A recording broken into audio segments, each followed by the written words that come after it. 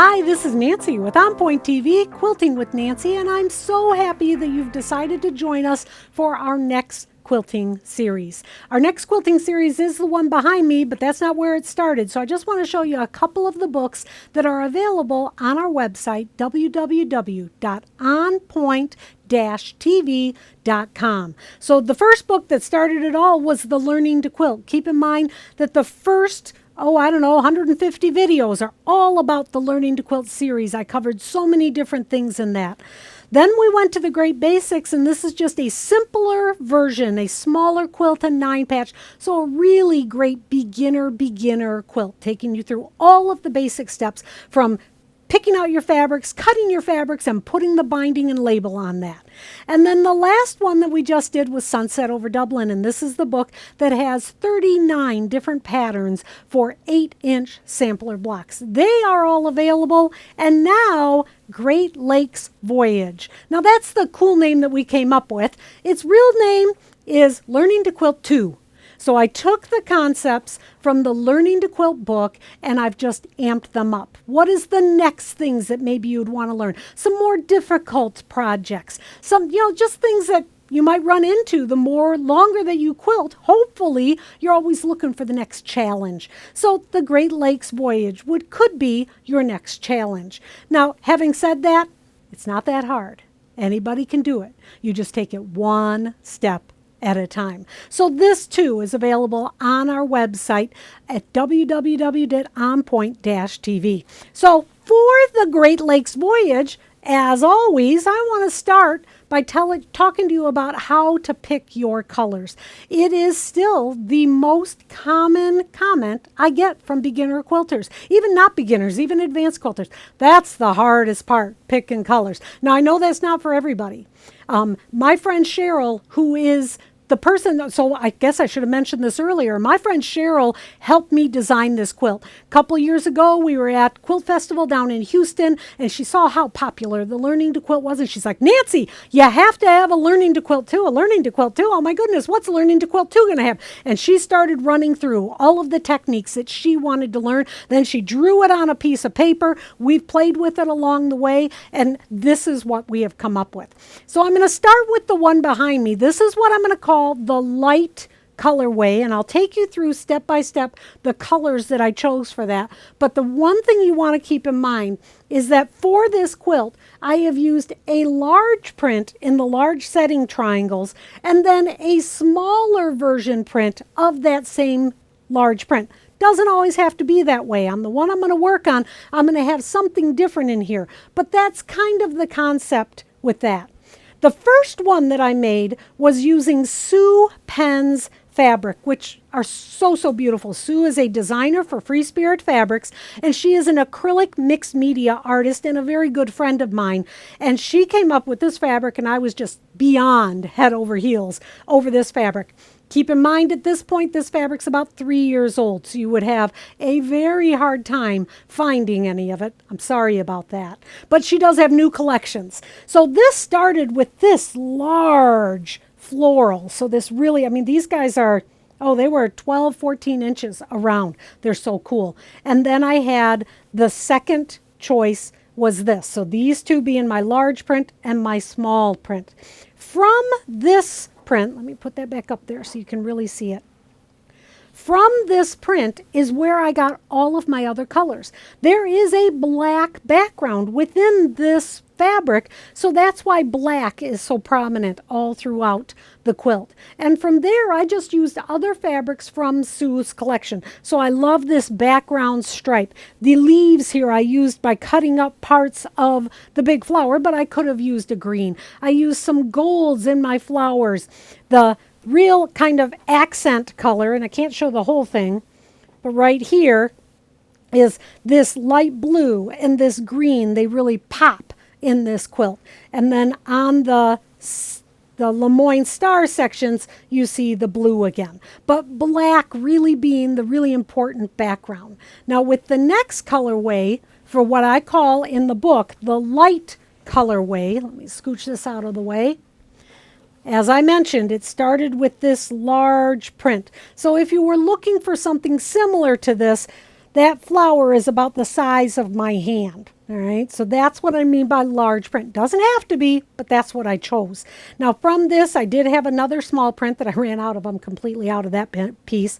And then this was my stripe.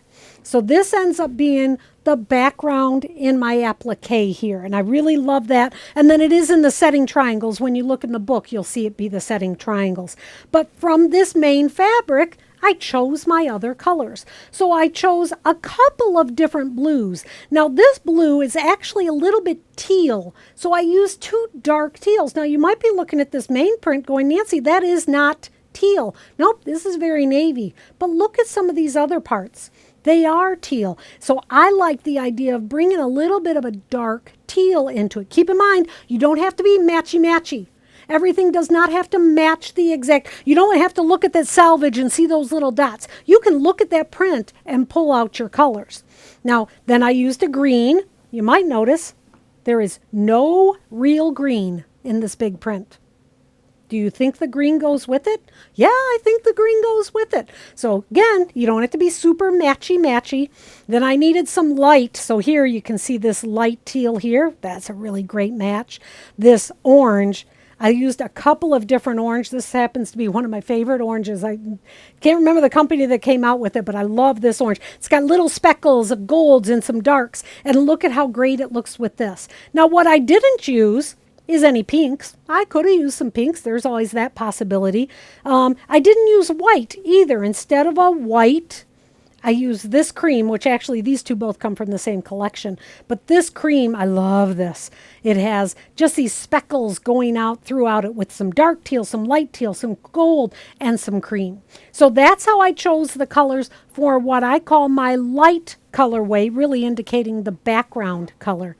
And the one we're going to work on during the entire series will be from this. And I think this would be considered dark. I also want you to keep in mind that in the book, I'll tell you for placement A, the points on the New York Beauty, I use this color. You can change that. You can make them be any color you want. All right. So from the one we're going to work on here in the show, this is going to be my large print. Now the design is not quite as large, definitely not as big as the Sue Pen flower and not as big as the light color big one, but here it's got some really cool dragons going throughout it. And this is an old fabric. This is definitely one of those cases of don't give your stash away. You need to keep your stash. You don't know when you're going to need that fabric. Yeah, you might not like it now, but 10 years from now you just might like it. Now, don't give your stash away. Now, if somebody needs it, I give you the permission to give them your stash. But if you're just getting rid of it because you need to make room, no, that's not a good enough reason for me. So there is my main print, and these are the colors that I chose to go with it. So I've got a couple of I've got a couple of reds, including that orange there.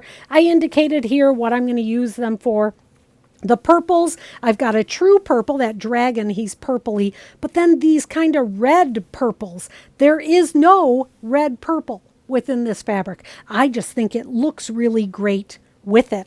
I've got an orange. There really isn't a bright orange in this fabric either, except for maybe in the center of those. Then I've used some gold and two creams this time. Why am I using two creams instead of one? Because I didn't have enough of one, so I added the second, so now I have enough. See how that works? Now this again is an old print. I'm going to use it in some of the larger pieces, but this is kind of got the kind of gold that the this dragon print had. And then my greens, yeah, is there ever enough greens? Got a lot of different greens going on. This will be my stripe, so the back of my applique this time will be a dark fabric. That means my fabrics going on top of it need to be rather bright to be able to be seen. And this fabric, which is an ombre, is going to be the small print. So in the other two, I had a large print to small print, both from the same collection. This time I don't. So this is my large print, and this is my small print. It's got some really great leaves, just like this has. It's got gold accents through it, just like this has. I think it's going to be really, really fabulous with it. So there, oh, and then this print, you know what? If I could find this print again, I've got to show this to you. This is like one of those, oh my goodness, if I had more of it. It's a batik of sorts because it kind of comes through the other side, but it's not a true two-sided. And then it's got these gold lines going through it. If anybody knows where I got that, if you could let me know at quiltingwithnancy@gmail.com, I would buy hundreds of yards of it because I've been saving this. I use it a little bit in a lot of different projects, and this is all I have left. It's a little bit sad. So there you go. That is how I chose my fabrics for this quilt. But I give you permission to do whatever pleases you. Pick the fabrics that you like to go together, kind of maybe build the quilt as you go if you want. There's so many different ways to pick fabric. This is just how I do it. So I hope you will continue to stay with us as the series continues. We will be going through how to do a paper piece, mariner's compass, how to curve piece that mariner's compass. We'll be doing reverse applique, blanket stitch applique, Lemoyne stars, quarter square triangles, New York beauties, a coping border, and some of you might be going, whoosh, what's a coping border? You will find out soon enough. Thank you for watching.